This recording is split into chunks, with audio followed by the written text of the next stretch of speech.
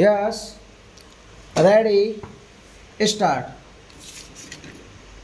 Assam is one of the most beautiful parts of India.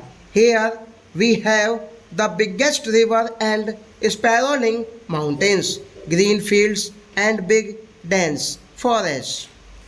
All these go to make this part of the country beautiful, but they also make communications difficult. We are trying and we hope we shall discuss in maintaining the beauty and at the same time improving the communications. The communications ministry has under contemplation the opening up here of a number of post offices and telegraph offices. It is also proposed to have landing grounds for aircraft in convenient places where other means of communication cannot be opened.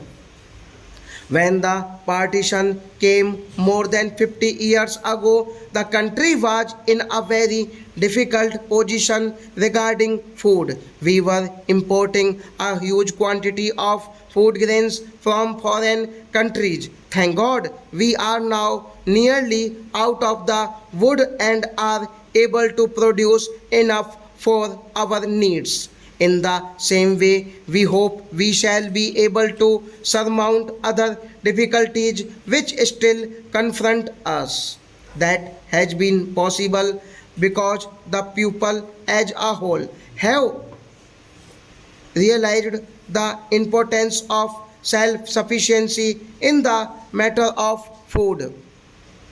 They have all helped in producing more. There is no dearth of cloth now in the country. I am hoping that any other difficulties that we still have will be solved without much delay. After all, our independence is only 6 years old, and what was not achieved, not even thought of, for such a long time has been achieved within this period. I would therefore earnestly ask you to devote all your energies to the betterment of your own conditions through the council which has been established here. A constitution can be only what is its people want it to be. If you make good use of the constitutional provisions, you will find they are good enough for you. You may rest assured that the government of India and the government of Assam will ever be ready to give you such assistance and help as you need.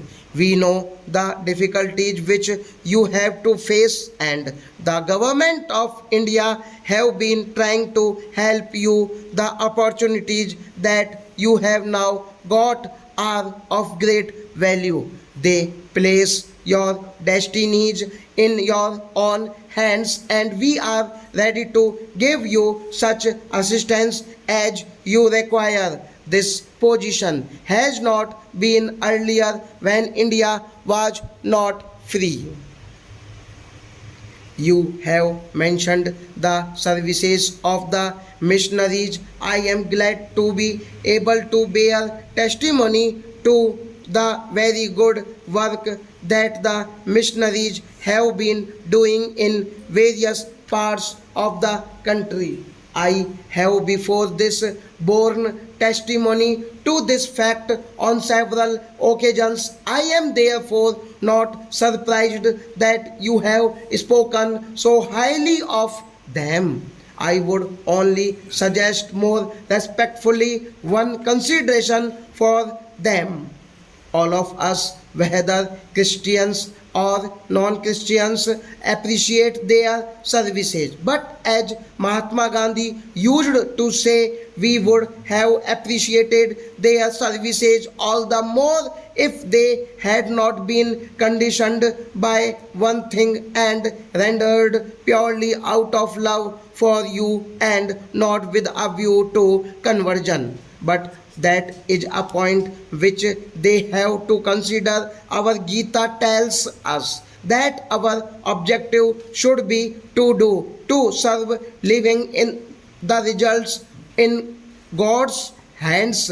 It tells us not to hanker for results but only to serve. If the service had been rendered in that spirit, it would have been still more welcome. Our constitution pledges itself to give freedom to every individual in the country to have any faith he likes. A Christian is as dear to India as a Hindu or a Muslim or a follower of any other religion. We know too that a Christian regards himself as an Indian as much as a Hindu does. That has been one of our great points, not only but since time immemorial. To you who live in these hills, it is not necessary to point out that for reaching a peak, you can go by several routes. We want everyone to feel that the peak is his and he can reach it by any route that he chooses. Therefore, there can be no objection to any Christian preaching Christianity to Indian Christians or even to non Christians, and the government is determined to give full effect to these provisions of the Constitution. I know that for some time past, some kind of agitation with regard to missionaries has been going on. There is no objection to any Christian preaching his religion. If any objection has been taken, that is not due to the preaching of Christianity but due to other kinds of activities which some of them have been allegedly carrying on. There is even less objection to any social service which anyone has to render to the pupil. But at the same time, we expect that those who come to our country for this purpose will confine their activities to preaching alone, and if that is done, there can be no difficulty whatsoever there. Stop.